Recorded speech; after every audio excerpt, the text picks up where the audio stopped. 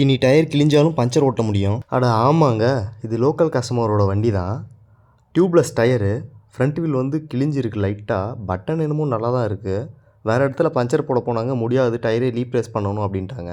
நாம் அதை சரி பண்ணி தரப்போகிறோம், வாங்க எப்படின்னு பார்க்கலாம். முதல்ல பஞ்சர் ஆன இடத்துல நார்மல் டியூப்லெஸ் திரியை வந்து இன்சர்ட் பண்ணிடணும். அதுக்கப்புறமா நம்ம உள்ள பெரிய பேட்ச் தான் போட போகிறோம். அதனால் அந்த பஞ்சரை சுற்றி எவ்வளோ பெரிய நம்ம பேட்ச் போடணுமோ அது தகுந்தாப்பில் நல்லா தேய்ச்சி எடுத்துக்கிறோம். கண்டிப்பாக டயரை ஃபைல் பண்ணுறதுக்கு இந்த மாதிரி மிஷின் ஒன்று வேணும். ஏன்னா கையில் பண்ணுறது வந்து கண்டிப்பாக முடியாது. அப்புறம் டயருக்குள்ளே எக்ஸஸாக இருக்கக்கூடிய அந்த பஞ்சர் திரியை வந்து ஈவனாக கட் பண்ணி எடுத்துடணும். அப்படி நம்ம அதை செய்யலைன்னா நம்ம போடக்கூடிய அந்த பேட்சில் வந்து ஏர் ஃபார்ம் ஆயிரும். பேட்ச் வந்து அன்ஈவனாக தான் உட்காரும்.